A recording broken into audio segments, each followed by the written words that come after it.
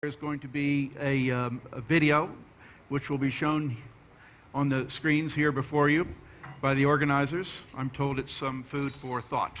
So, let us begin the video.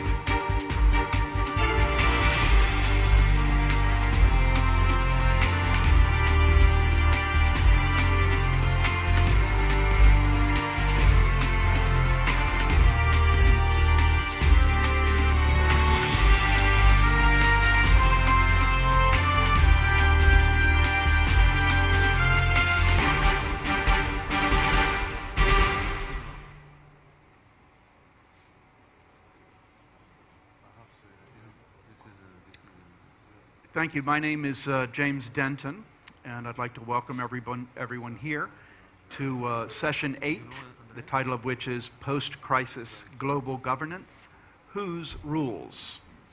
This is the final session of Globsec 2012, and I think all of us can agree that it's been an extraordinarily interesting and often provocative, always informative, and useful conference.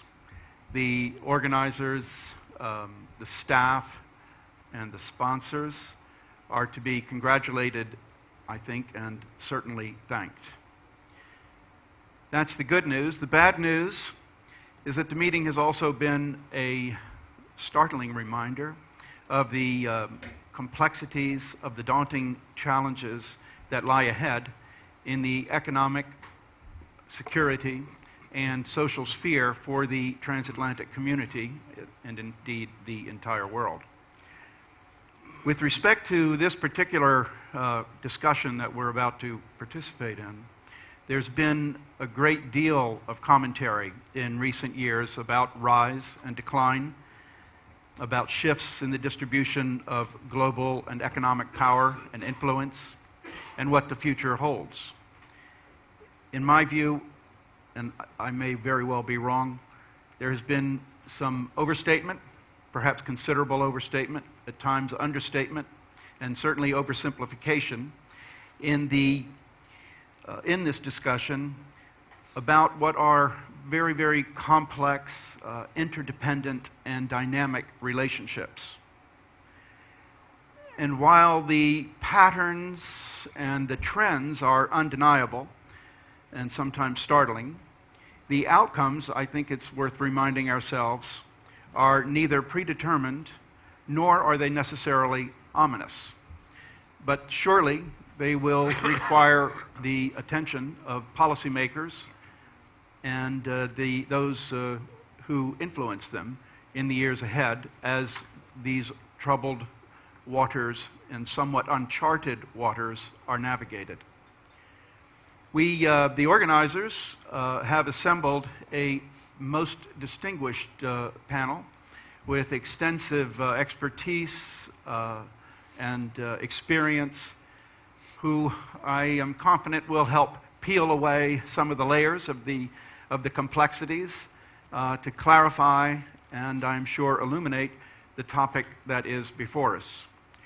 And if they don't provide comfort necessarily, let's hope they provide understanding, which is a step in the right direction.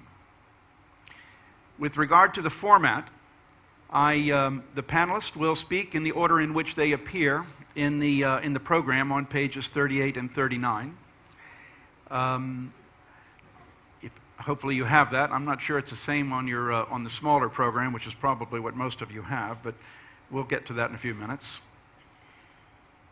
I'm not going to take a great deal of time from the discussion by reciting their long and exotic and most impressive credentials, but I will outline it briefly for you. But I would encourage you to take a look at the brochure if you have it in front of you. My own bio, by the way, is on page 41, and you will see very quickly that I am neither an economist nor a global strategist, but rather someone who comes out of the democratization and human rights area. And for that reason, I'm going to ask our panelists to try to avoid jargon and remember that not only their moderator, but I suspect some of us in the audience are neither economists nor global strategists. So we want to try to keep this understandable to all of us. And with that, I will introduce the panel. And the first speaker is Ignazio Angeloni, and he is the advisor to the European Capital Bank Executive Board on the European financial integration, financial stability, and monetary policy. Ignacio. Thank you, Jim. I hope everybody can hear me. Is this working? Yes. Right, so first of all, being asked to introduce this panel for 6 minutes, I understand. This is the allotment on global governance, makes me feel a little bit like the astronomer who was asked to introduce the conference by speaking for 6 minutes about short remarks on the universe. It's very difficult to cover, but it's a topical issue, it's an important issue, it's a very timely issue to discuss, particularly after the financial crisis. And this justifies the title of the panel that we have had. We were circulated, I don't know if this is available in the room, but a short note written by André Sapir as an introduction to this panel. I think it's a very useful starting point to put the current wave of globalization and global governance in perspective. First of all, the history of global governance is very short.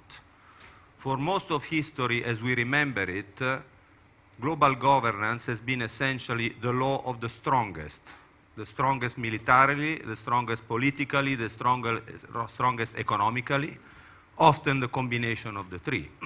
It's only at the end of the 19th century that, with the first wave of globalization under the then gold standard, the notion of global governance started to arise as a result of the fact that people realized that there were more and more interconnections, more balance and more interconnections across global powers. So that was the first wave of globalization that unfortunately ended badly, as we know, with war, the First World War, with the crisis, the Great Depression of 1929 and the 1930s, but then also led to the building of important institutions for governance, not only the League of Nations, which was not a very successful precedent, but the Bretton Woods institutions that basically kept the economic and financial system of the world on balance for many, many years after the Second World War. And now we are on the second wave, so to speak, of globalization and the second revival of global governance that started at the end of the 20th century with the rise not of the United States, which was the emerging country in the first wave of globalization, but the rise of the new powers, the BRICS, to use an acronym that I believe was introduced by Jim. The BRICS, so the balance between the emerging powers and the existing powers, and therefore more interconnection again and more need for global governance institutions. And again, perhaps not by coincidence, that went through a crisis, this time not a political, a military crisis, but a financial crisis. So where do we stand? Can globalization survive in its present form, and what are the conditions for this to happen? What type of institutions need to be created to guarantee that globalization survives and survives for the good? And asking these questions leads naturally to focus on the G20. Because the G20 is the real institutional novelty that we have experienced in the last few years. Particularly the G20 summit.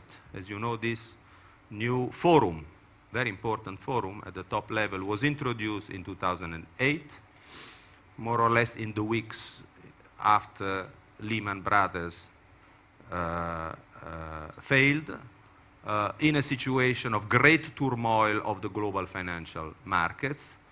So it was a new forum that was created to reassure financial markets and to convey to the public opinion and to the markets themselves the notion that there was synergy and cooperation among the political authorities to counter the crisis.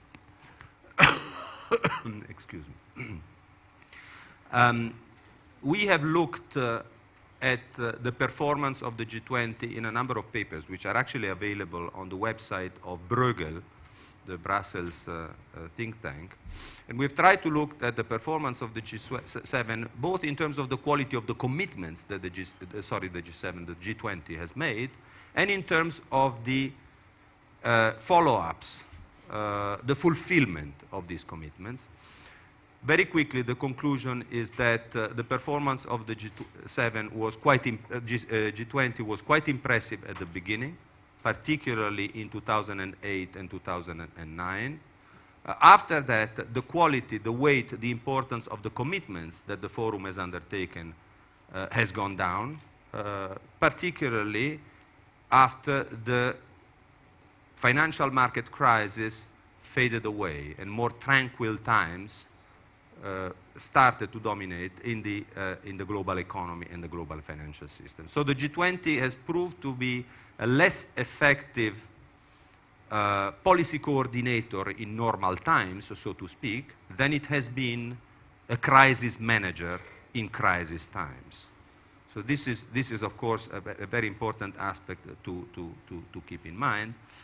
Nonetheless, another interesting finding is that if one measures the fulfillment of the commitments of the G20 over this short span of time, about 4 or 5 years, that's comparable to the performance of the G7 over a much longer period of time. The G7 was created in 1975, if I remember correct, so several decades. If one compares the performance of the two, the G20 doesn't look so bad compared to the G7.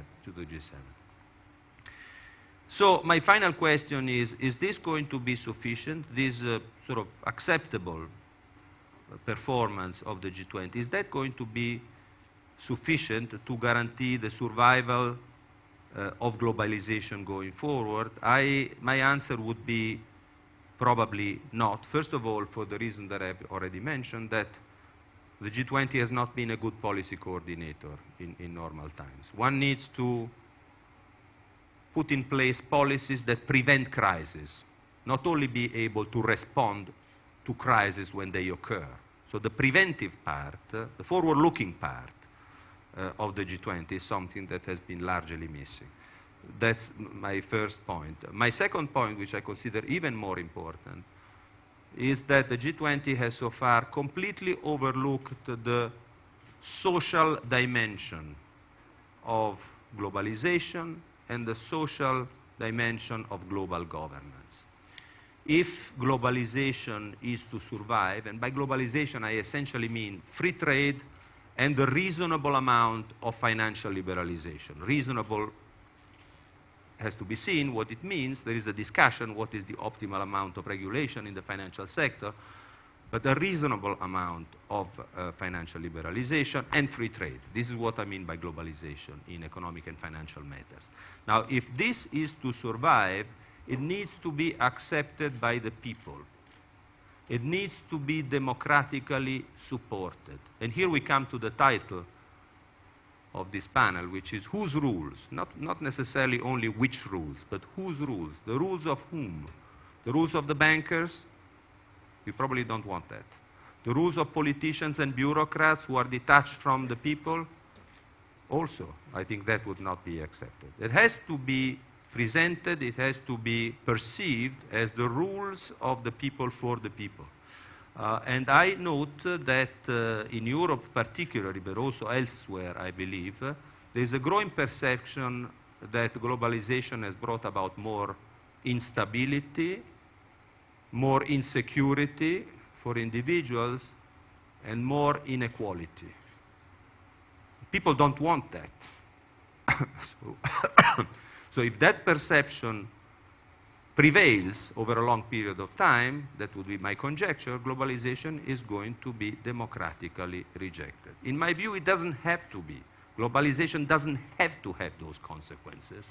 But then it is up to national governments and international fora to make sure that the right policies are in place to turn globalization for the good. And there are a number of things. I don't have time to go into the details. There are a number of policy frontiers to be tackled in the area of social safety nets, in the areas of the structure of the fiscal sector and the taxation sector, in the areas of better supply of public goods, environment, but not only environment, social openness, social inclusion, transparency, fairness, and last but not least, the control of monopoly. Globalization increases the scope for dominant position in the economic and financial sector, simply because the horizon becomes global.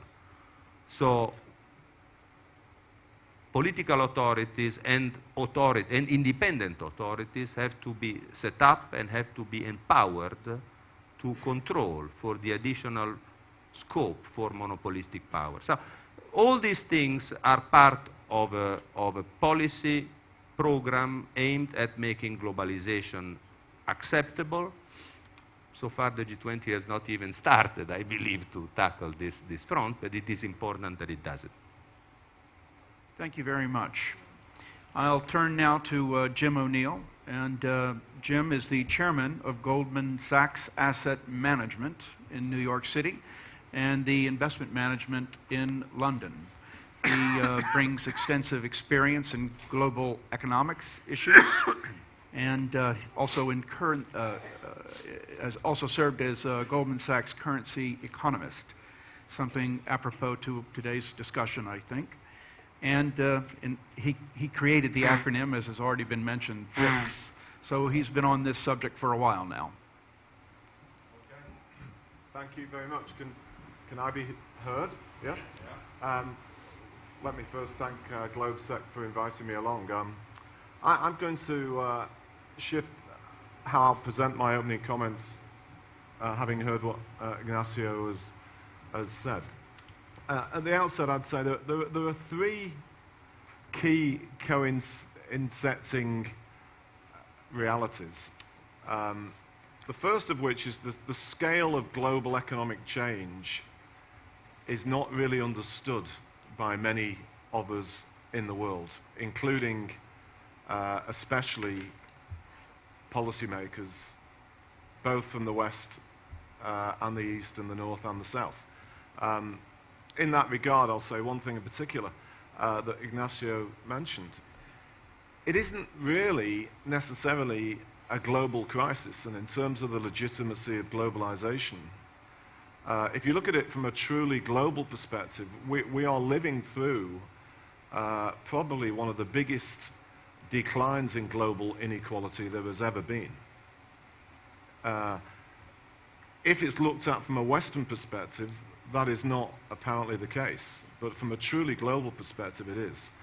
The second coinciding thing is that much of the structure of global governance has, of course, been put in place in post-World War II society.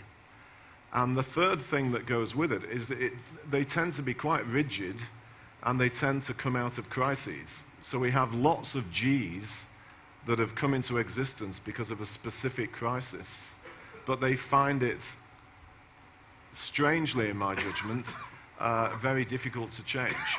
And we need to bring these three things together. So to give you a bit of flavor, and I'll make some controversial statements as part of this. In terms of the scale of the world change, in the decade we've started, the 4 BRIC countries alone will become bigger than the United States. They will become bigger than the US almost definitely in the next 3 years. Their incremental contribution to global GDP will be more than double that of the US and Europe put together. China alone will contribute more to the change in global GDP than the US and Europe. In the year that's just finished, China's GDP went from 5.9 trillion to 7.3, a $1.4 trillion change in 1 year. And as I've become fond of saying in the context of the European crisis, China creates the economic equivalent of another Greece every 11.5 weeks. or another Spain every 1 year. And the 4 BRIC countries between them create the economic equivalent of Italy, which is the 8th largest economy in the world. They're creating the equivalent of another one every 18 months. And that's the reality of what's going on today. The G20, in my judgment, was one of the really good consequences of the global crisis. Something I've learned in my career is never let a good crisis go to waste. Unfortunately, we often do. But the G20 was a good outcome because it is a lot more legitimate than the other Gs that existed before. Unfortunately, it includes 28 countries, and it's too big and cumbersome to be effective. And here comes the particularly controversial and radical part of what I'll say for now. Inside the G20, we need a more effective, as well as legitimate, form of key governance around the world. In essence, we need a new G7, but it needs to be one that isn't controlled and only includes Western democracies. It needs to include the 4 BRIC countries. And the second part of that controversy is I cannot understand, and I've not believed it for years, but particularly now, 2 years into this savage crisis about European monetary union, I cannot understand why Germany, France, and Italy still persist in requiring their own individual presence at all of these forums. And you cannot create better global economic governance until the Europeans give up their individual positions in all these places. And in fact, the crisis has become so big in EMU, I think probably one of the best ways of trying to solve it right now would be for them to announce that they are abandoning their individual presence at the G7, in the IMF, and in the World Bank. And if they don't, we will not be able to get better global economic governance, and we might end up without any European monetary union, because they need to do something to demonstrate that they are actually collectively in this together and trying to contribute to a better, more relevant and representative form of global economic governance, making space for China and the other BRIC economies. I'll stop there. Just to clarify, this new G7 in place of G20? No, I think the G20 has legitimacy because it includes many other countries, but I would have a new G7 within the G20, that instead of including the current 7 Western democracies, it would include the US, Japan, the Euro area as one, and each of the 4 BRIC countries, Brazil, Russia, India, and China. Okay. Thank you very much. Well, I turn now to Dmitry Suslov, and Dmitry is the Deputy Director for Research Council on Foreign and Defense Policy in Moscow. So we're switching from economists here to international relations expert, who brings to the table his expertise in U.S. and Russian policy and global governance and Russia-EU relations. Thank you. Thank you very much, Mr. Chairman, and let me start by thanking the organizers for inviting me and for this splendid conference. As an IR man, not as an economist, I will present a totally different perspective of the global governance issues, and I will try to be the most provocative as I can, deliberately. But eventually, I think it is good to see the differences and similarities in how economists and political scientists see the world. And I will start by questioning the very title of this panel, which is a post-crisis global governance. For me, it is ridiculous to talk about post-crisis global governance because, again, from an understanding of an IR man, we are just in the beginning of a very long and a very fundamental crisis of the international order and global governance. And the financial crisis of 2008-2009 only exacerbated and accelerated the major fundamental turbulence in world affairs, which has several components and with which we will deal with throughout years and probably decades. I mean, whose rules? In my understanding, well, it is premature and simply impossible to answer this question because we do not know at this moment where this turbulence will take us. In my understanding, there are three components of this general crisis of global governance and of international order.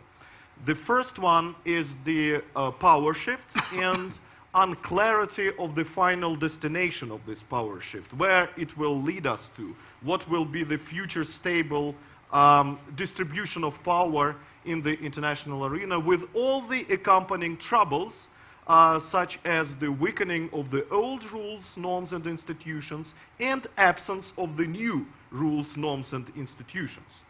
The second component, which was also exacerbated by the economic crisis of the last years, is the crisis of the major elements of the international system, of the states. And here I'm not just talking about the fragile and weak states, but I'm talking about actually the states who have been considered as the backbones of the international order, the US and Europe. I mean, these are these countries that invented the concept global governance. These are these countries that have been pursuing 90% of the processes that we subscribe to global governance. These are these countries that have established institutions and dominated in the institutions that we also describe as the global governance concept. But today, these very countries are in a very, very fundamental trouble, in the crisis which is much, much deeper than fiscal problems. In Europe, we see the crisis of the socio-economic system. And to tell the truth, I think that not very, very difficult efforts will have to be taken to overcome this situation. I'm not sure, by the way, about the future of the even the today existing liberal democracy in Europe. I will not go into very detail. I can come back if you are interested. The United States. I mean, trust in the United States has been one of the backbones of the international stability for decades. Trust into the fact that the US economy was the most dynamic and vibrant. We do not see this now. And the US has lost this image and label of the most progressive, of the most dynamic. And the representative of the country that's sitting to the left of me is now acquiring this label. There was a belief that the US, as the enlightened guarantor of the international security, as the provider of international security and stability in an enlightened way. And now we also do not see, because the US is clearly revising and shrinking its international security obligations. And no one knows what will fill the vacuum. And as we rightly came to the right conclusion at one of the previous sessions, it is impossible to do the same with less. It is only possible to do less with less. And I do not see any substitute for the US role as the provider of global security governance in the regions where the US is reducing its presence and its responsibilities. There was a belief in the and one of the factors of stability was that the US has the most stable and adaptive political system in the world. But even here, we see problems, and I see certain doubts about that, and especially we saw the witness last year when Democrats and Republicans were engaged in a very self-destructing exercise, which indeed, at least for me, creates doubts about the future of the US political system, and at least that this is the most stable and and so on and so forth. So we see that the very backbones of global governance find themselves in crisis. The third component of this general crisis of global governance, not directly related to the global economic financial crisis, but directly related to globalization and information revolution, is that the international system as such is becoming less and less governable. The governability of the international system is being reduced. The ability of major states and coalitions of states to drive events, to lead the world, to transform the world from point A to point B according to their wishes is being reduced. Why? Because of the tendencies such as the political awakening of the people in many, many regions, the emancipation of many medium and small countries that demand a better share, a bigger share in global governance, and politics is becoming less and less linear. And if I have some time, let me focus a little bit more detail on the issue of power shift and its consequences, because I think this is really fundamental. You know, global governance consists of rules and institutions. But these rules and institutions, in their turn, depend on a certain distribution of power. Their elaboration of rules and institutions and existence of rules and institutions is possible only when at least a critical majority of major states agree on the current distribution of power, and we do not see that agreement today. There is a slight agreement that we are living in a post-hegemonic world, but even not everyone in the US elite agree with this statement, and we see that very clearly from the current Republican presidential campaign. The question is, are we safe? Are we sure that we are safe from a sudden US return to a more hawkish and hegemonistic foreign policy? We are not safe from that. There is also slight agreement that we are living in a multipolar world, but we do not know what do we mean by that. I mean, what kind of multipolarity do we have? And the major problem as regards to the power shift is, of course, the new role and place of the United States in the international system, the future of American leadership in a multipolar world. And is it possible, by the way, to have leadership in the multipolar world? And the future of the US-Chinese relations. I mean, how to marry American primacy with the emerging or emerged multipolarity. On the one hand, the US is still the most greatest power in the world. On the one hand, it is clear that the US needs others, and not only Western countries, but other countries, such as Russia and China, to pursue key American national security interests. It is okay when these countries agree. But what if they disagree? And here we have as an example, just a recent example, we had in February this year when Russia and China blocked the UN Security Council resolution on Syria. What are the rules then? How to go on then? And, you know, because we do not know the power distribution, we do not know the rules. I mean, if it were normal multipolarity, then no intervention is possible. But if we are in hegemonic, is still in the hegemonic international system, then China and Russia can be easily ignored. So where we are now, we simply do not know. Obama administration recognizes the emergence of multipolarity and tries to adjust American policy in a very fundamental way, cutting defense expenditures, revising US global responsibilities, trying to pursue the strategy of partnerships, revising the US military policy in a very, very fundamental way. Just to take an example, the rejection of the purpose of prolonged counterinsurgency operations and prolonged occupation that we found in the new US military strategy. But there are several problems with that. Dmitry? Yeah. Okay. Wrap it up in a minute or so. very briefly, then about absence of rules. As we do not have clear picture of power structure in the world, we also do not have the clear rules. And today what I see, at least, I see the vacuum of rules, of the most important rules of international relations, the rules of use of force. The old rules of state sovereignty, non-intervention into domestic affairs of states has been rejected, and there is no rule of humanitarian intervention. There is no rule of responsibility to protect.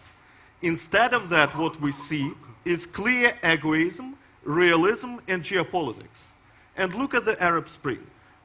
Sorry, but with all the discourse of democratization, of the rejection of authoritarianism and dictatorships, the most archaic and, the most archaic dictatorships in this region, I mean the absolutist monarchies of the Gulf, are not just left intact, but they are winning.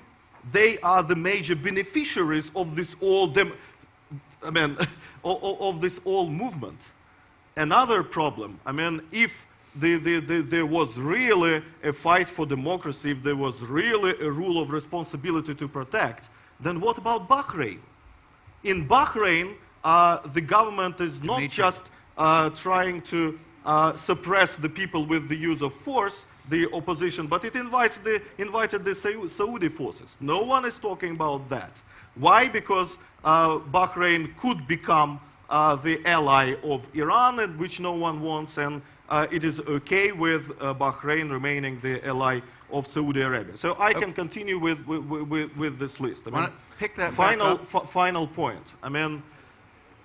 So as we are approaching, as we are entering into the world in which realism, geopolitics, and egoism is on the rise, it could be okay if it were just normal multipolarity. Still we have nuclear weapons, and nuclear weapons prevent us from wars between great powers. But the problem is that, on the other hand, we still have globalization. And with globalization, we have common problems and common challenges. These common challenges demand for global governance. And there is the rising demand for global governance. But at the same time, the tendencies that I described above, unclarity of power shift and power distribution, weakening rules and norms, the rise of egoism, realism, and geopolitics, the revival of states. I didn't have time to talk about that, but one of the key tendencies is that statism is on the right. Nation states are on the right. So I have got to pass it on to your colleagues on your left. All this means the declining supply of global governance. You will have another opportunity. We will let you go in a few more minutes, but let's first hear from our distinguished panelist, Dr. Wang, who is the director of the Confucius Institute of Ireland. In his mostly academic career, I think I could say, his research and work has focused primarily on the Chinese economy, transitional economies, China's financial market, and rural development. The Confucius Institute, as I understand it, is a government-affiliated organization that promotes Chinese cultural, educational, and commercial ties, and it is connected with the Ministry of Education of the PRC. And they have offices in some 90 countries, as I understand it. Over 100, yeah. Thank you. Please. It's working? Yes, right. it Okay, is. thank you. Yeah, thank you, the chairman. When I look at the brochures, I find out probably I'm only the Chinese here speaking as a panelist. But I have to clarify that I cannot represent 1.3 billion Chinese people in China. Really, the reason I'm here, I probably recently published a book advertisement, a book called Rising China in a Changing World Economy. So really, as a profession of economics, look at the global crisis really caused by economic fundamental problems are flawed. So that's the reason I'm here, try to address my personal views on the post kind of crisis, the global governance, and who rules, and so many debates and the books published about when China rules the world, the end, failure of the capitalism, the end of the American policies, over the past few years. So really, this current crisis has accelerated an already inevitable shift of the world kind of balance of political and economic power from the US-dominated or Western or Anglo-Saxon or Washington consensus dominated the world into a new one, which really emerging powers have become indispensable kind of for real solutions for the new world is emerging.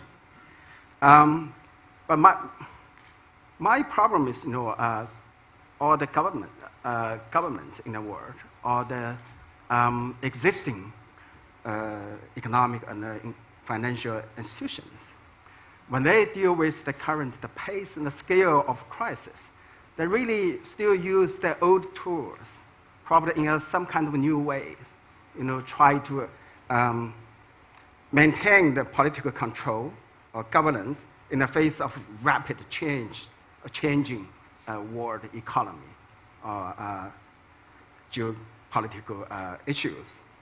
So let's look at the current global crisis, at least as proved a failure of risk management of the global financial regulatory system, which was established in the middle of last century, which is so-called actually Bretton Woods system.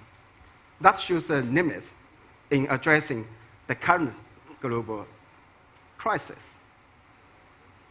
Because of that system in the middle of last century, so then, for instance, one tool, you have to say the currency.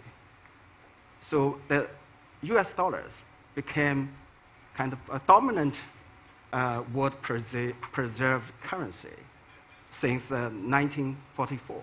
But that was really after 50 years when US as economy overtook the British Empire in 1894. So after 50 years, then the US dollars became a dominant preserved world currency.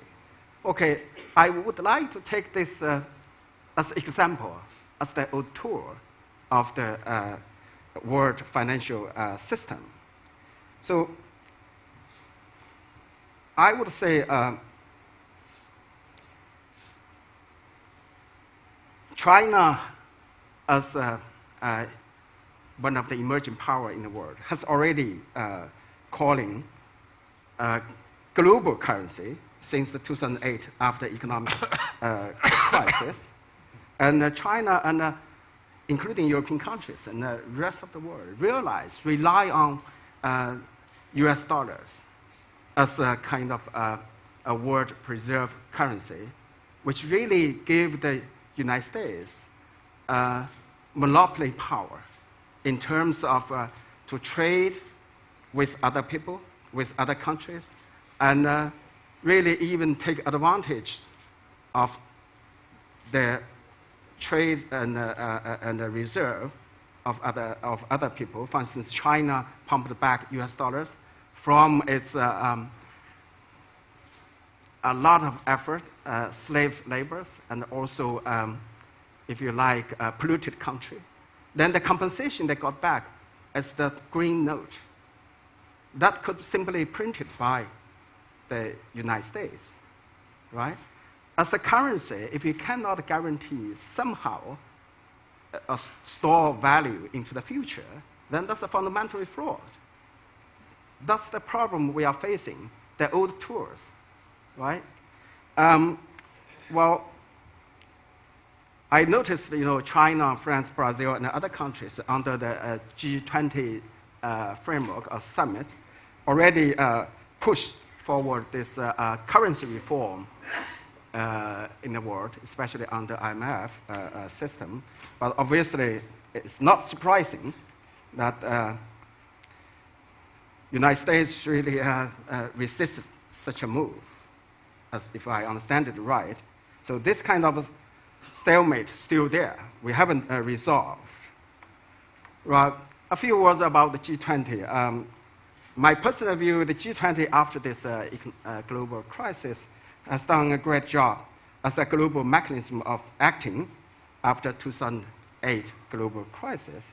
However, the transition of its role from the Crisis Management Committee to a global steering committee, there are a lot of questions need to be answered. I just threw out a few. For instance, the first issue would be the membership of legitimacy. The fixed number of the G20, so why X is in, but not the Y, and whether it need a membership focus on different issues, for instance, financial issues, climate, or even general international development. So the second problem is how we can institutionalize G20 in the long run. Whether G20 is just as a forum for consultation or coordination, that sometimes you would see the competition between existing regional and the global governance forum, for instance, the APEC, or even for the economic forum like a World Economic Forum in Davos, as whether, okay, alternatively, if it is an important decision-making mechanism we are going to look at. So that then should be equipped with equipment with a formal process, authority, institutions to implement, a stable secretariat, or the house of this, a host country, and staff members, decision process. All this, then you build up another huge bureaucratic bodies. But that's what we want for the future governance under the G20.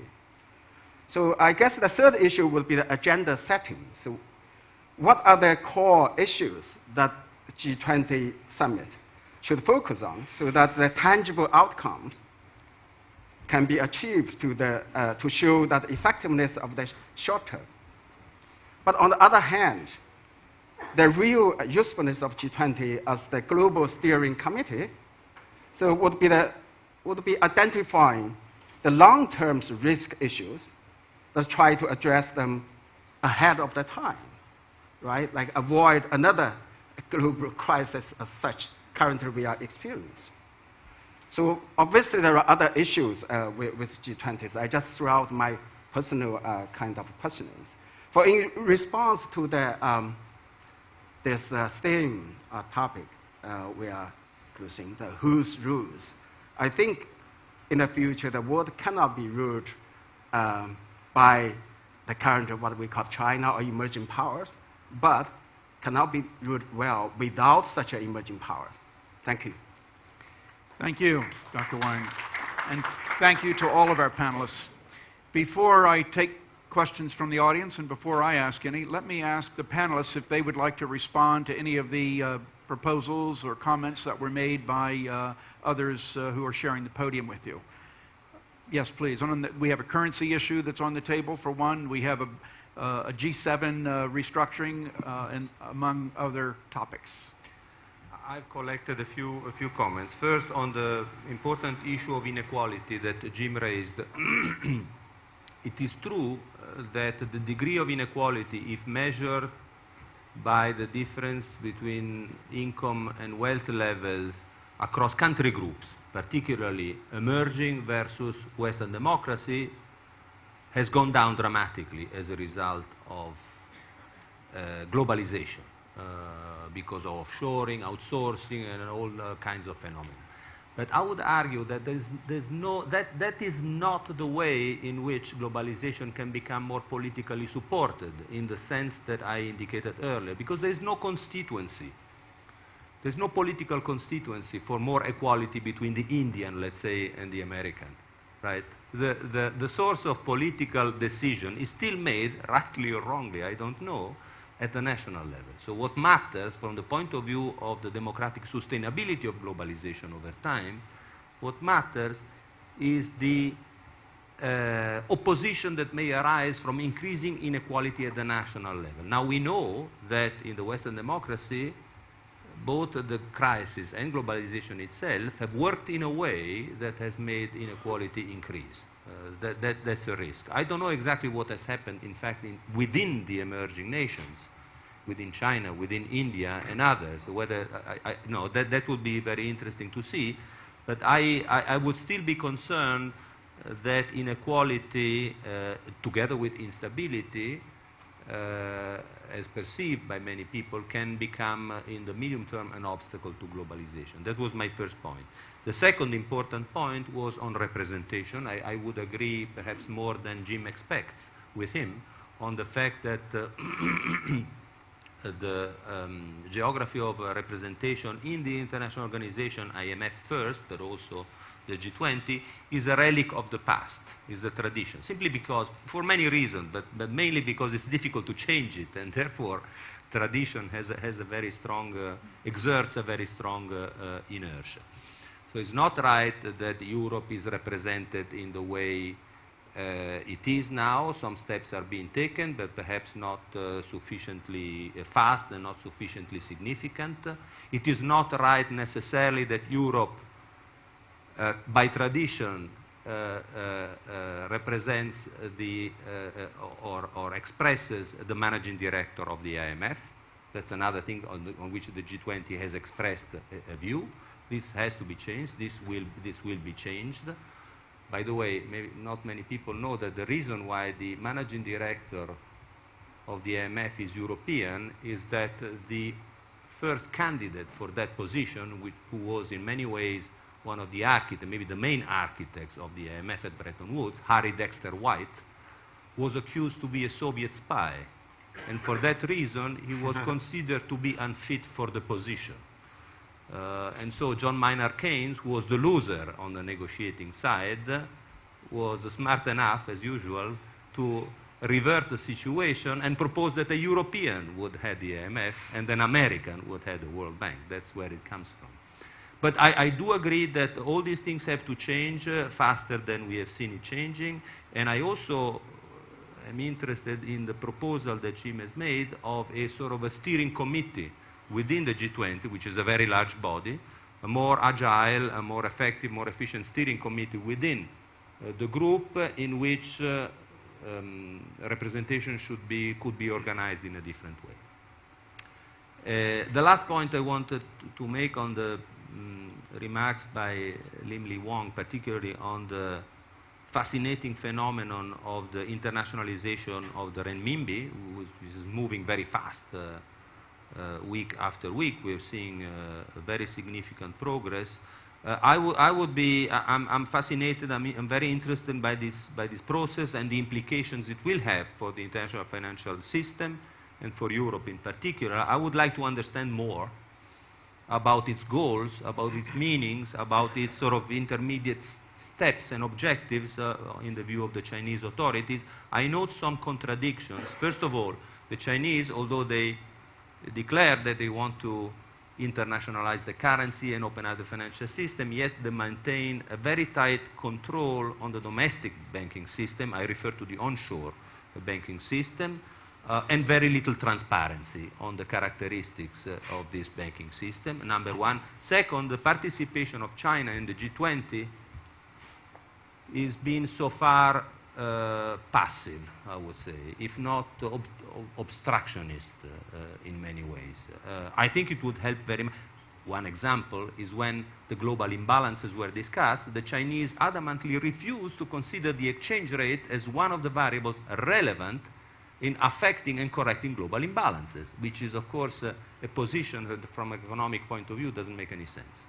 So the question is how the Chinese, when and how the Chinese are going to make all these aspects of the negotiation consistent. Thank you, Ignacio. Jim, please. So I have three things, two of which to come straight back on with Ignacio. I think it's a very interesting issue about how for globalization to thrive and continue, that it can only depend on democratically, nationally supported policies. I question whether that's true.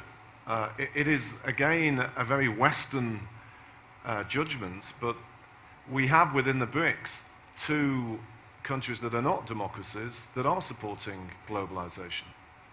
And so I sympathize that it is part of the issue, clearly, for Western countries that are very happy in being democracies, but they can't, and it goes sort of back to why I created the BRIC thing.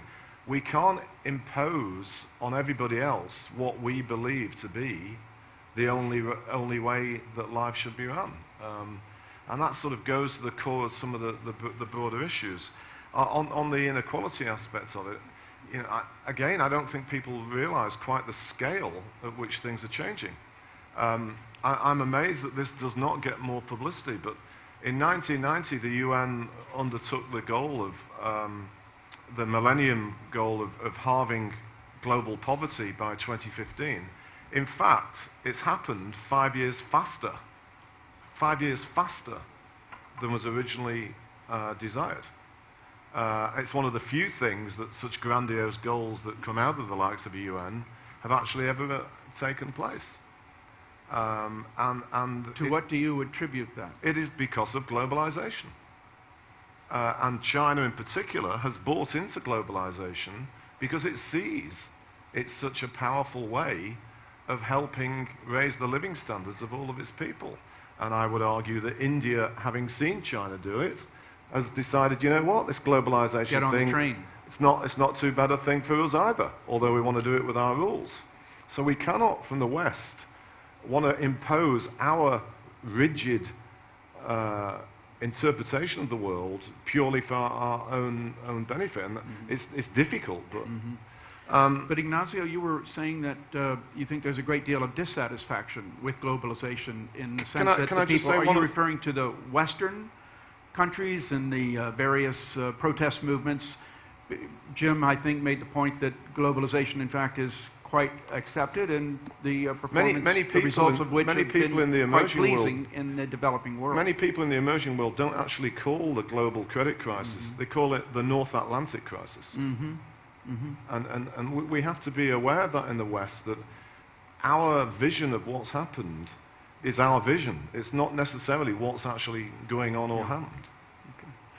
Go ahead, Jim. I'm sorry. One small thing to mention in that regard, and a huge complicating factor of the EMU problem, is Germany isn't suffering from all of this. German unemployment last month fell to a 20-year low, partly because Germany is such a superb exporter and can provide to the BRIC countries what they want. And I doubt they'd share some of the issues in the same degree that Anglo-Saxon countries would right now. On the issue of the RMB, and here I have a lot of sympathy with what Ignacio said, and I challenge what was said earlier. I don't think the US opposes the growth of the RMB. I think they're very happy. By the way, this morning, very important thing's been announced. The Chinese have announced a widening of the daily trading band to 1%, which is a further step down the path of, in my judgment, the renminbi will be part of the SDR by 2015. Russian ruble might actually be part of the SDR by 2015. Whether the SDR can be the world currency, which some Chinese policymakers suggest, you know, I can't see how that can happen unless we have a world central bank. And as you know better than most people, it's pretty hard to be a European central bank, never mind a world central bank. Yeah, of course. But I think the US is quite happy to see the RMB's role grow and to have it as a bigger part of the global stage earlier than the 50 years it took the dollar to overthrow the role of the pound myself. But. Thank you. Dimitri? Thanks. I will raise 2 points. First, about globalization. You know, I'm not that confident that globalization will continue as it is. You know, when we talk about the crisis in the US and EU, we have to keep in mind that one of the fundamental reasons behind that crisis is that they are losing globalization.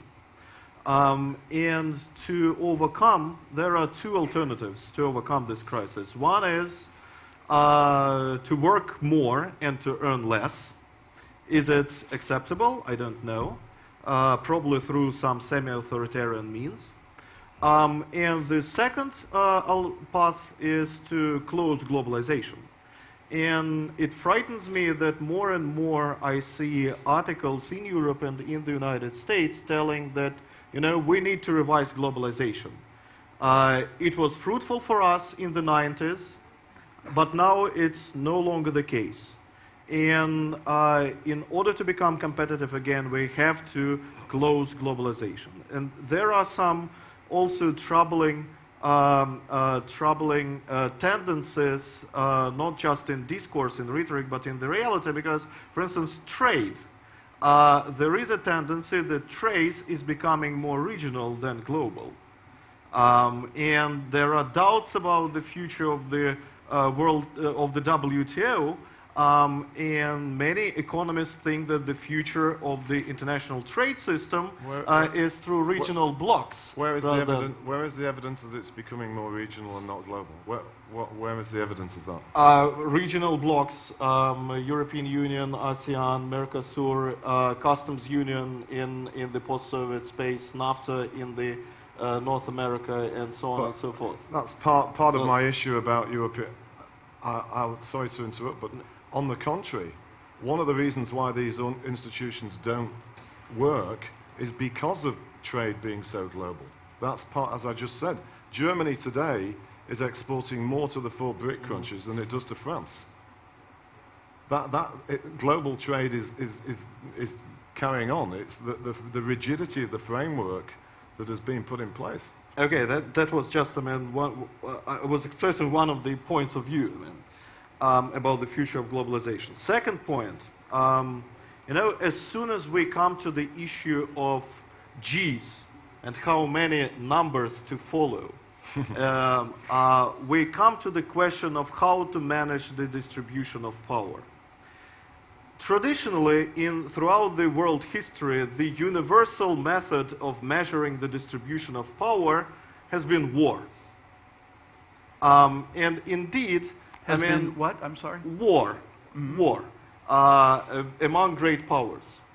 And the dominant global governance or institutions such as UN Security Council have been comprised of the victorious nations in the war.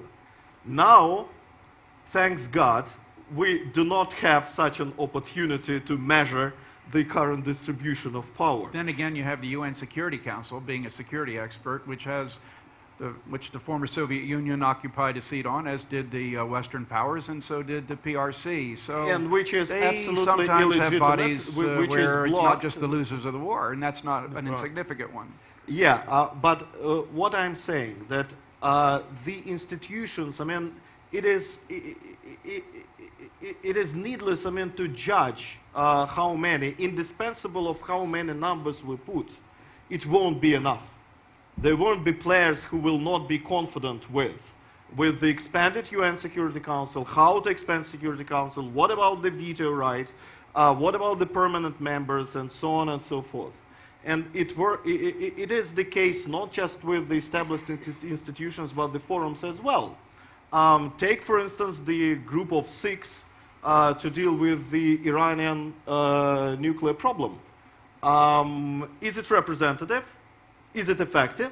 Let me remind you the case in the year 2010 when suddenly Turkey and Brazil intervened and really complicated the machinery and the performance of the group of 6. And these situations will continue and continue and continue. So we are really doomed to live in this situation of uncertainty. And what does it mean about global governance?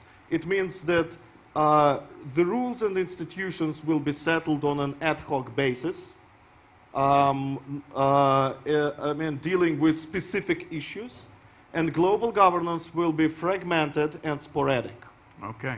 All right. Thank you very much. By the way, I can't help but say that some would argue that the intervention of Brazil and Turkey into the issue of Iran in fact, demonstrated why the normal power structure shouldn't be interrupted.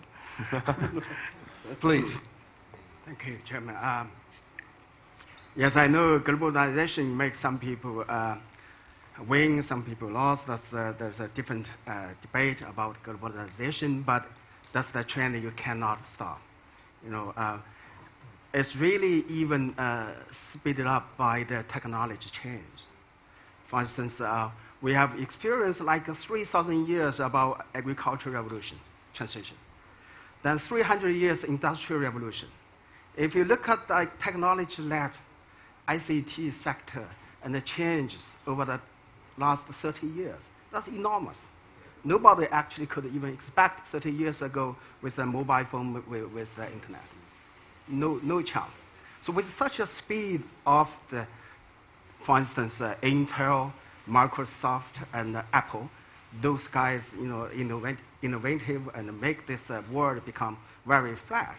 So globalization is part of that, as a result of that. So nobody, I think, in the future, if you look at any global governance, you should think, this 30 years ago, or if you establish a financial institution in 1944, it's fundamentally need to be reformed, to suit the current globalization and also revolution. If you like, you can call it third revolution in world history. So that's the first I would like to, react to the globalization. And the second is about RMB as a Chinese currency's or internationalization. So if you talk, that's only 3 years ago, when I talked to various government departments and also scholars in China, they were talking about like it would take 30 years for RMB to be completed as a kind of international currency. And the first 10 years is about neighboring countries. Then the next 10 years is in Asia. The third 10 years is about globalized.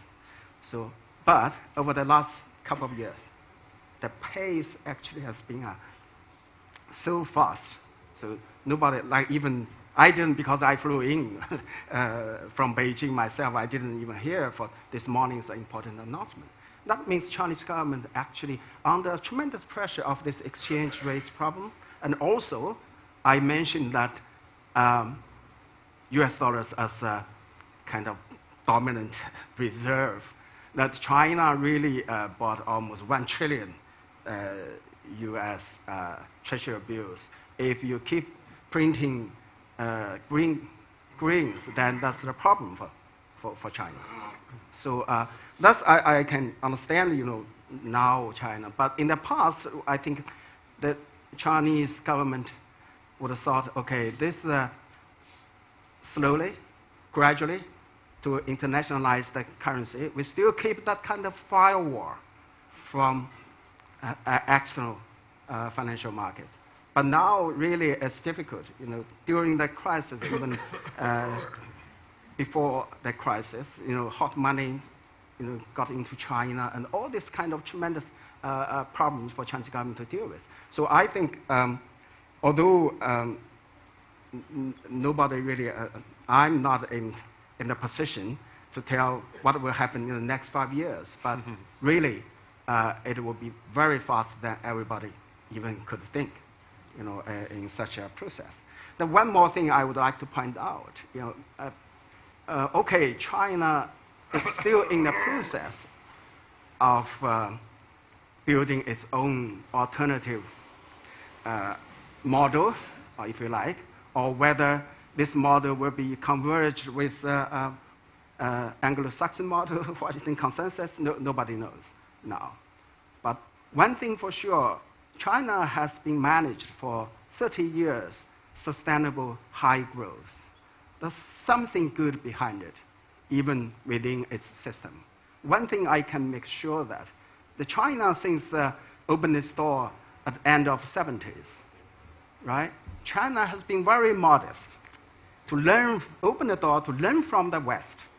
Anything good from your democratic market system, we copy it, we download it, right? To make the economy itself more efficient, right? But I'm not quite sure in the West now they have this kind of sense. It's a time for you to probably look at China, right? If you look at the current crisis, the state in the market played, right? China, if it's not a matured model, at least which should the government intervention, and also the state-owned enterprises still played an important role in the economy. That's we have the invisible hand, if you like, at the market system. That's invisible. There's another visible hand by government intervention, very effective. Then you have state-owned as one leg. You have private or other ownership as another leg. I think as a body, you have two hands to adjust to meet that problem, to adjust to make the economy right, and the two legs. That's kind of model probably as an alternative. I do want to point out, in those 30 years, Dr. Wang, the Western countries have had generously opened markets and open economies and transparencies which were provided to help facilitate that 30 years of extraordinary growth, which could do all sorts of wonderful things over time, not only for the people of China, but also of the world, indeed. I wanted to ask a question of the panel. It seems that most everything that is being said assumes that the trends that we have been seeing over past 10, perhaps in some cases 30 years, are going to continue. And there are two sides to the trends I wanted to just address very quickly. One side would be, of course, on the Western side, or let's say the EU and the United States. It assumes, I think, that there is going to be a continued inability of their political establishment, elites, to rectify to get its financial house in order, so to speak. And it assumes that the resilience that has so often been attributed to free market policies and the ingenuity and the innovation is not sufficient to reverse the trend in any significant way. And secondly, on the other side of the coin, are we safe to assume, along with the US and European policymakers not getting their house in order and the system itself failing to respond, is it also safe to assume that the vulnerabilities, and I'm going to take China, that within their own system and economy would not necessarily expose them to something unforeseen which could cause a stall or perhaps a downturn in their own trend, in the growth trend there? And by those, and I wrote down a couple of vulnerabilities here. Correct me if I'm wrong, but certainly poverty and income disparity. While there's good news there, there's also bad news there. There are rising expectations with this extraordinary growth, and you have an increasingly urban society which is better educated, more congested, connected to the world, and again with rising expectations.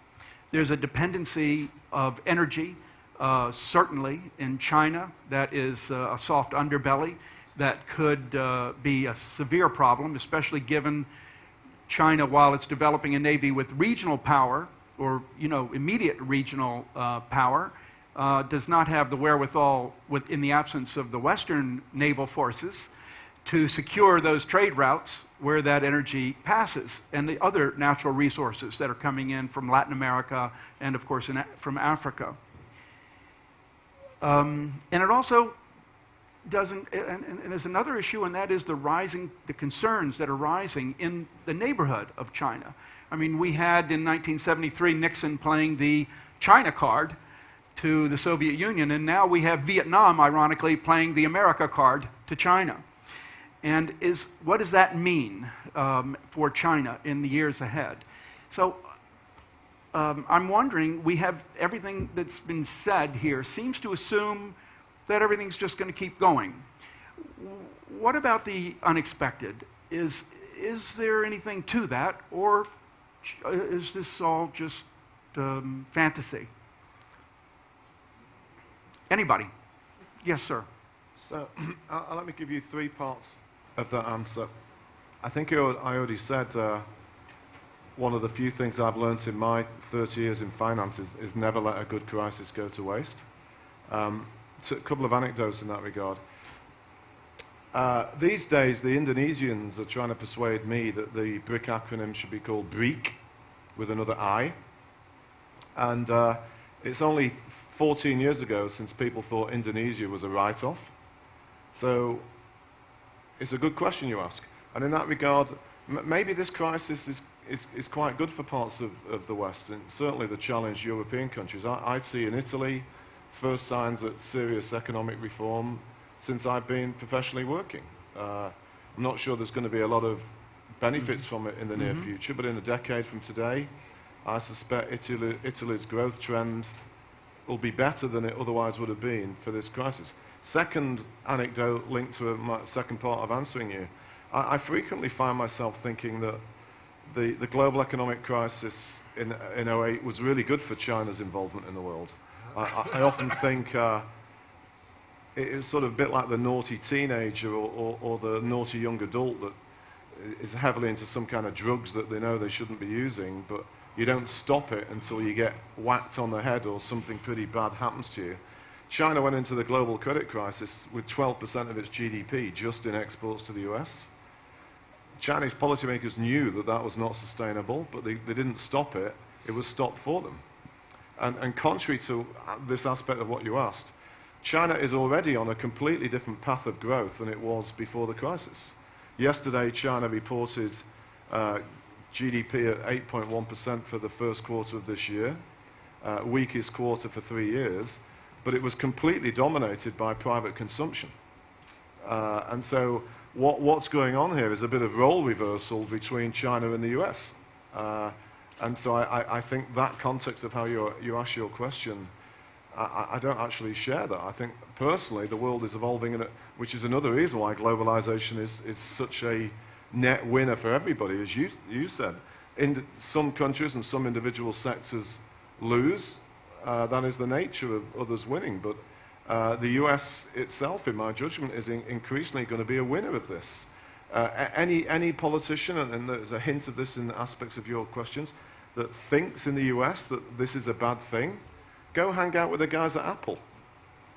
Right now in Beijing and Shanghai and all these other cities, these guys, they have to close down parts of these cities for when Apple comes out with a new product. If that doesn't show that the US is a winner from globalization, I don't know what does. Okay, thank you. Yes, yes, sir. What about the unexpected? That was your first question. My first reaction would be the question really is, what about the assumptions?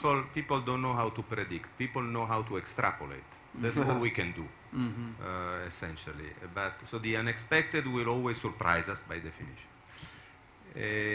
On financial reform, I think you made an important point, because one of the key issues that arose after Lehman and into 2099 was how fast should we reform the financial system. And the Financial Stability Board, the aegis of the G20, was very engaged into that. There were a number of things, the Basel Committee, capital ratio, etc., etc., etc. Now, the impression that many people have, including to some extent myself, is that that process has stalled, partly because things seem more or less to fixing by themselves, partly because there was resistance by the industry, and for other reasons.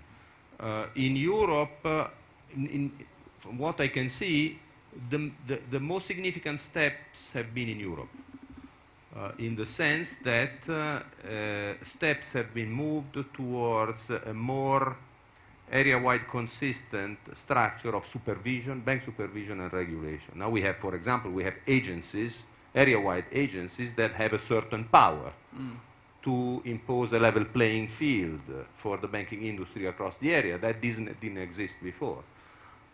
I'm not exactly sure what's happening in the United States. My own impression is that Dodd-Frank has more or less been lost in the sands somewhere. I don't know where it ended up. if somebody asked me what significant structural has changed in financial regulation in the US as a consequence of the crisis, I wouldn't be able to name one thing. Maybe Jim knows how to do that. But so this is discouraging. This is discouraging because if we recognize, and many people, including in the US, recognize that failures of regulation and supervision in the financial sector were among the key causes of the crisis, very little has been done and very little is being done. Thank you. There we are. Go ahead, please. Yeah, okay. Just briefly, I mean, I'm not going to go very detailed into not really my subject about globalization, but when you say that there are winners everywhere, you have to keep in mind that there are losers also everywhere. And of course, in the United States, Apple, tycoons, I mean, global financiers, they are the winners. But what about the middle class? What about the expanding gap between the rich and the poor, which is, of course, enormous for instance, in my country, but it is also growing in the Western countries, in the United States as well. And when the general pie was expanding, it was okay, but now the pie is not expanding, and that is the problem. About unexpected, you know, the overall pathos, I think, of my presentation was to try to convince you that unexpectedness will be the rule rather than an exception in the years to come, because we do not know the world that we can't understand, I mean, with our intellectual stereotypes, the world that we are living in. I mean, indeed, we live in the world where suddenness and unexpectedness is the rule. I mean, who could expect that the American political system will just stop working in the year 2010? I mean, no one expected that. The same can happen with, other troubles, of course, can happen with the rising countries, including China, India. My country is incrementally fragile, and I would not even subscribe itself to a rising world. So we really will be living in a black box, and the only certain things that we know is that we will not come back to a classic hegemony, and we will not come back to a classic multipolarity. We'll be somewhere in the middle. Okay, thank you. Dr. Wang, would you take the last word? Right, okay. Very good questions. Everybody would ask whether China could sustain its growth into the future.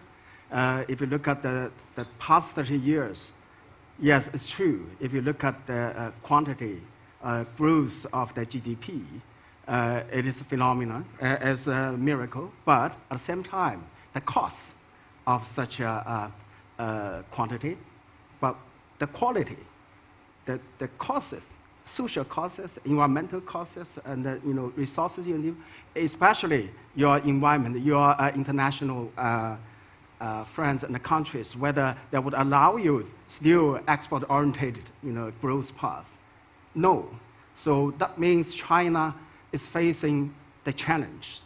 Those challenges really is a new generation of the leaders is going to tackling of such challenges, full of challenges. Over the 30 years, really, income disparities actually increased rather than decreased as a socialist country in term, right?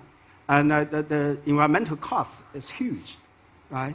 And the current cheap labor pool is becoming smaller. So all those issues, your comparative advantages, in the past 30 years certainly will not be there probably into the future, right? So, however, the economists would like to make projections. For instance, IMF project China would overtake US in terms of PPP 2016. World Bank did another exercise like in terms of real exchange rate will be 2025. And my friends of World Bank again published a report last month, China 2030.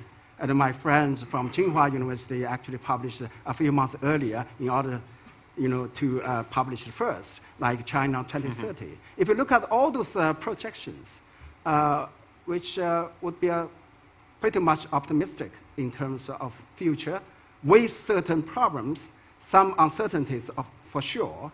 But if you look at the figures, for instance, I just mentioned one figure from my friend from Tsinghua, Professor Hu Engang, his projections in 1820, China produced 1/3 of world GDP. That's the early 19th century. But in 2030, again, China will be kind of regain that's 1/3 of the world GDP in 2030. But anyway, bear in mind, the economists try to impress people by telling people what will happen in the future, but then to explain why it didn't, right? Okay, I think finally it really depends on whether China in the future will on the right track with the right model. Thank you. Thank you very much, Dr. Wang. In coming to this meeting this morning, I remembered, and recognizing that we had 3 economists on the panel, I recall a quote that Ronald Reagan used to make frequently, and that is, if you ask 3 economists the same question, you're always going to get 5 different answers. And I want to thank our 3 economists for proving Ronald Reagan wrong on that, because, in fact, they have laid out fairly clear and concise positions on the various questions that have been presented to them. And happily, they don't always coincide or agree, which provides the audience, which has been very patient and attentive, an opportunity to pursue lines of questions which they would like to do. Yes, sir. I think we'll need to wait for a microphone. And if you would, before you ask the question, of course, tell us who you are and where you're from, and go forward. My name is Igor Kosir. I'm Vice Director of the Matěj University in Banská Bystrica, Slovakia. It would be really very interesting for me to know your ideas, comments, assessments on a concept of new G2, G20, G7, G8 was mentioned, but new G2, Ferguson's Chimerica, Immanuel Wallerstein, strategic alliance between America, US, and China, as well as other projects.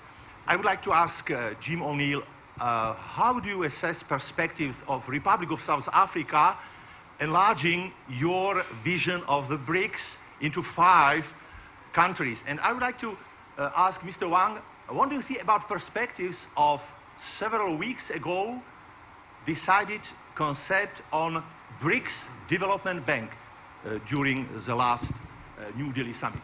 Thank you very much. Thank you very much, sir. Let me just ask Jim and Dr. Wang, as you reply, try to keep it to about 1.5 minutes, if that's possible, in order to allow others to come forward with their questions. Thank you. Jim? Well, I think we kind of have a special importance of the G2 already. I think within the G20, the G2 is what matters. I don't think it's ever going to become anything formal, and as I argued, we need a new G7, but I think for all intents and purposes, we have some kind of G2. On the S in BRICS, this is on the record, right? So I have to be careful here. No, it's not on the record. It's not on the record. Don't worry about the fact that it's being broadcast all over the hotel. Yeah. No, it is off the record, of course. I have to be careful here. The South Africans get very annoyed with me. I hope it's on. They never asked me whether they could include the S as a big S.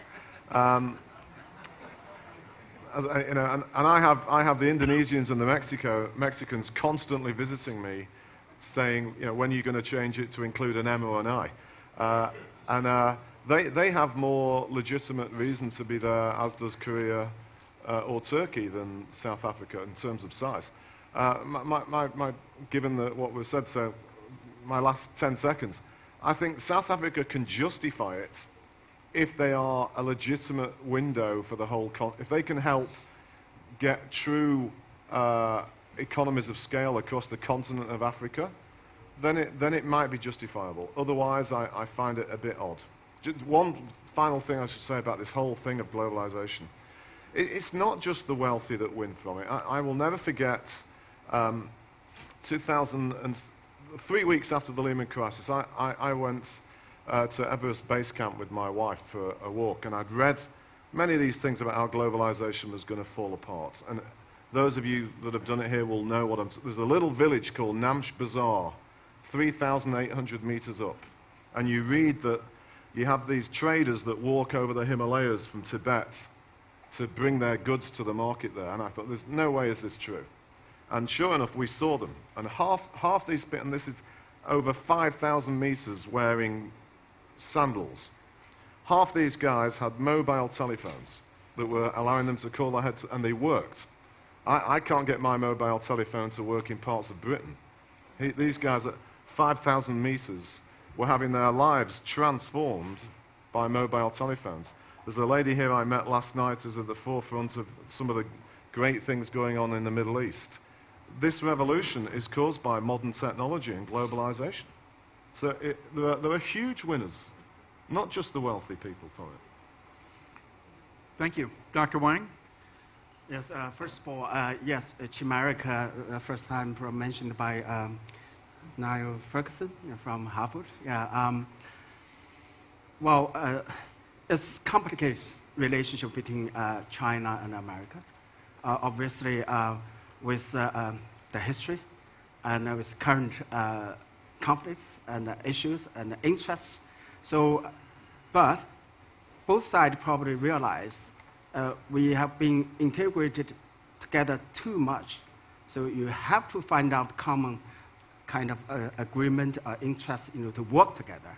But I guess China, as a Confucianist, as a backbone of the culture, China probably would be happy to be number 2 for many years to come.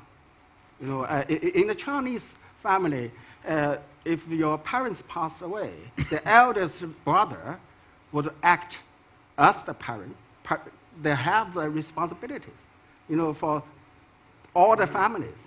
So it's like this global, like G2 relations. I guess China would be very happy in that position, as Americans still be the leader in terms of global issues. So that's one my personal view is about. Then the second question you mentioned is about BRICS are going to inform a bank. I think that's I guess no wonder BRICS are trying to do something. If you look at the IMF, how difficult the voting power and the share of their votes, all these kind of things. Even the last round of change, China is only like 3.8, within the voting power. That's one thing. Another thing is, I guess BRICS now would like to say they are representing is emerging powers. Then the banking sector is so important for them to work together. So China, I would say the banking sector pretty much still influenced by the government and the state. So it needs to be modernized and quickly, together with, I guess, its fellow emerging powers. Thank you, Dr. Wang. Just 2 words on 2 words, because I'm going to try to keep the questions going back and forth this way to individuals, but go right ahead, please. Either G2 or anti-G2, which is China becoming the new Soviet Union and the world becoming bipolar, of course, is an illusion, and it's obvious. But what concerns me in this regard is how long will the US and China be able to keep the balance between the necessity to cooperate in economic field and perhaps in climate field, although China is not that enthusiastic in that aspect, to obvious reasons, on the one hand. And on the other hand, the creeping confrontation between them in political, strategic, and military terms. Because the US policy is becoming more and more, foreign and security policy, right? It's becoming more and more anti-Chinese. It is becoming focused on China. If you read carefully the US military strategy, it is from page 1 to the end anti-Chinese. Missile defenses, anti-Chinese, and so on and so forth. And how long will they keep this balance is, for me, unclear. And of course, it will impact global governance in a very, very substantial way. I read that defense strategy statement from cover to cover, and I didn't see it as anti-Chinese. It's clear why some might interpret that, to be fair. But I saw it as a determination to keep the neighborhood waters free and accessible for trade, as has been going on for now many, many, many years. Come on. But that's well, we can. That's the way I read it. That's all. Yes, sir. And would you direct your question to an individual, please, after you identify yourself? I had three quick questions. One was on the issue to do with globalization being a good thing and will carry on without a stop. In Europe, there's been a recent rise in far-right parties, anti-globalization, anti-free trade protectionists, but also anti-immigration. Is globalization possible in economic terms and trade terms without large-scale movements of people? And is that something which can be decoupled in any way? To my Russian friend, Russia's just joined the WTO, and there's now a new Putin presidency. What does that mean for reform, particularly in terms of governance, corporate governance, transparency in the Russian economics as a WTO member? And will Putin be now in a reformist mode rather than a KGB authoritarian mode? And to my Chinese friend at the end, you mentioned the seigniorage rights of the dollar. There's been speculation in our press in the past that China would stand by the euro precisely to diffuse and neutralize that. What's your views on Chinese support for the euro as a project in terms of EMU? Happily, we have a provocateur in our midst. Please. Happily, I said. I think the answer to your first question is no. In the end, free movements of goods and services translate inevitably into free movements of people and capital, but people in particular. And there is, as you have noted, a huge pressure, particularly from the southern border, for Mediterranean countries to permit. What I note is that the issue of immigration, which is a very serious one politically and socially, has been handled in a different way across different countries. Germany, which is the country I live in at the moment, has allowed the entrance of a huge number of immigrants, originally from Turkey, but then over the years from a number of directions, and they've been able to handle. There is some resistance we read here and there, but on the whole, the way the system has been able to function with such a large wave of immigration is quite impressive, I must say. Italy, on the other hand, the country where I come from, which was directly hit by, also very recently, by the wave of immigration, following also the revolution in North Africa, etc., is having a lot of difficulties in handling that in a satisfactory way. So I think the wave of immigration is inevitable, it's part of globalization, it can be handled, it is not handled equally well across Europe. Thank you. I'll just take up a slightly different angle to that question, because I guess it was also aimed at me. We shouldn't confuse globalization, its benefits and costs, with bad domestic economic policy. And the unfortunate aspect of much of what's going on at the moment is that some of these special groups, including far-right ones, are using globalization as an excuse for defending policies that don't help their societies benefit from them as much. And having flexibility of labour market policy, including more thoughtful policies on immigration, are key. I can tell, I think from your accent, you're British.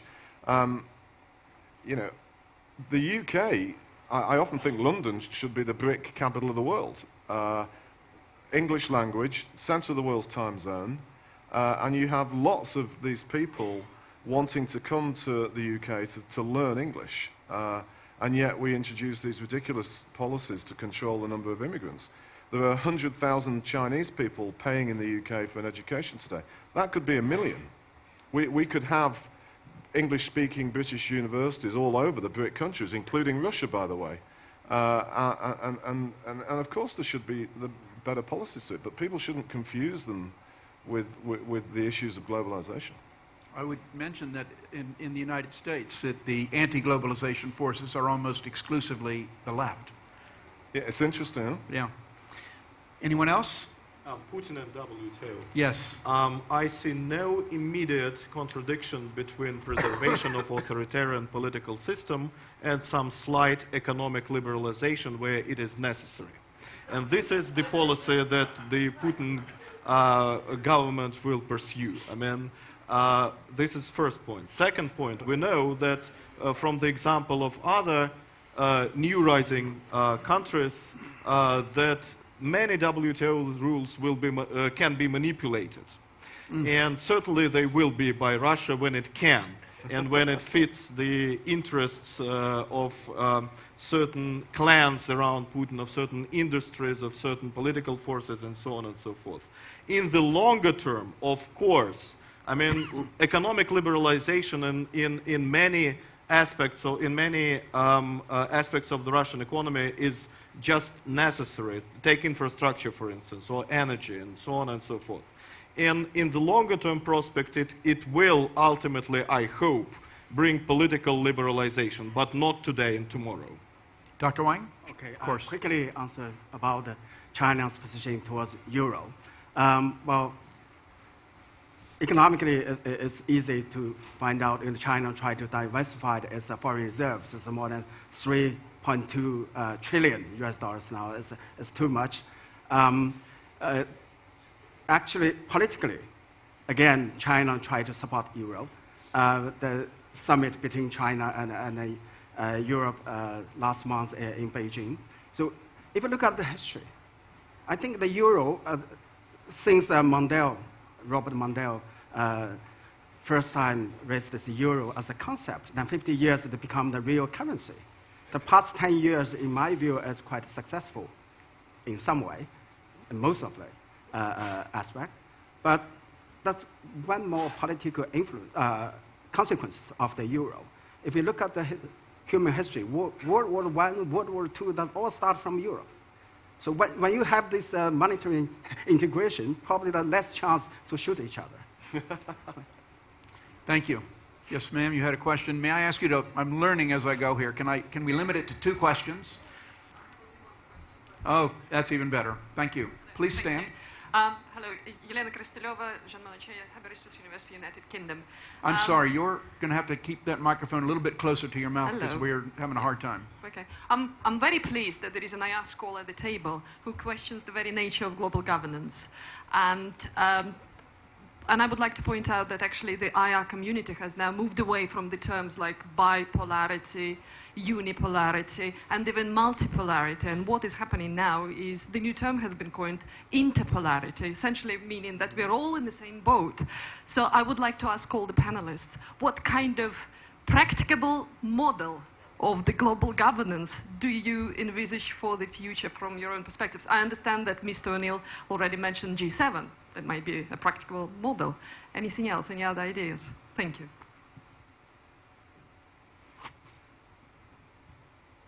Ah, sorry. I was looking at the next questioner over there, but wait. In fact, that's a good idea. Why don't we roll into another question? Thank you. Hi, my name is Iliriana Kacianicu. I come from Kosovo Foundation for Open Society. This may sound very unreasonable question to some, for me asking a question about UN, but actually I'm very curious to hear, talking about global governance, how can you talk about global governance without, I was surprised not to hear a bit more about the role of the United Nations in this entire discussion. And the reason why I'm asking this is because when we try to build new democracies all over the world, including my own country, we try to make sure that those democracies are as participatory as possible and people are as represented as possible. How can we ensure this on a global level? And if we have the United Nations that have been a successful or unsuccessful project for a lot of years, how does the future of global governance look like when now we're talking about regionalization and alliances based on joint interests?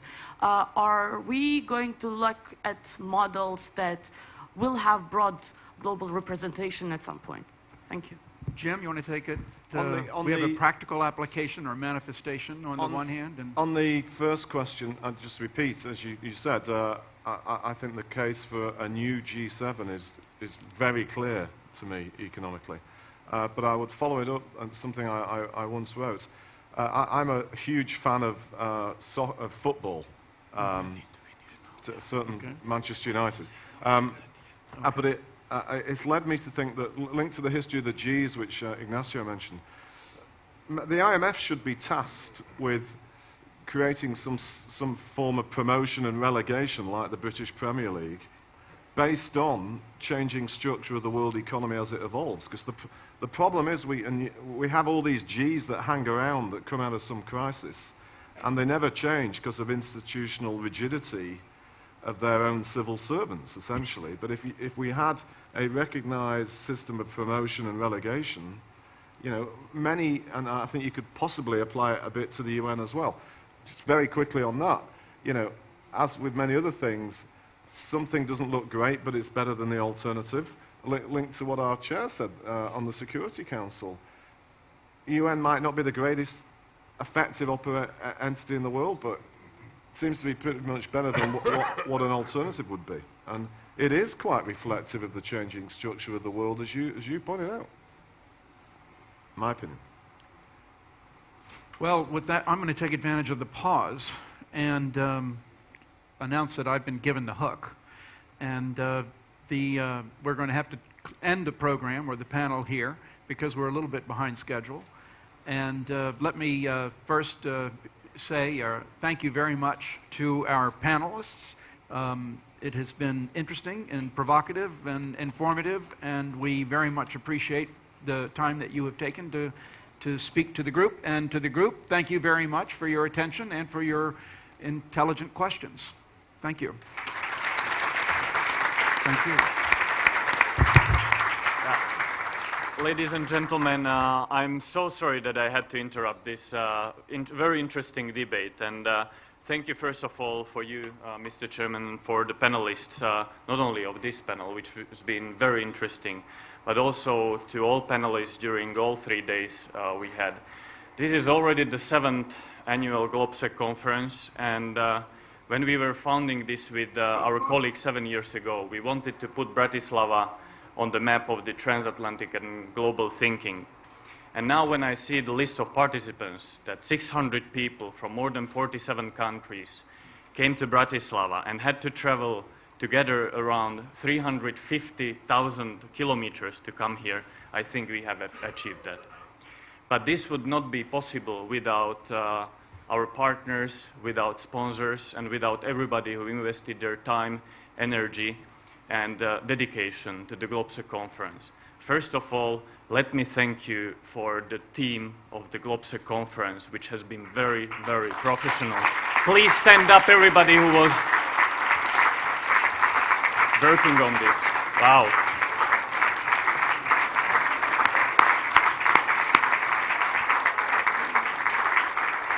And I would like to highlight Mr. Milan Solar,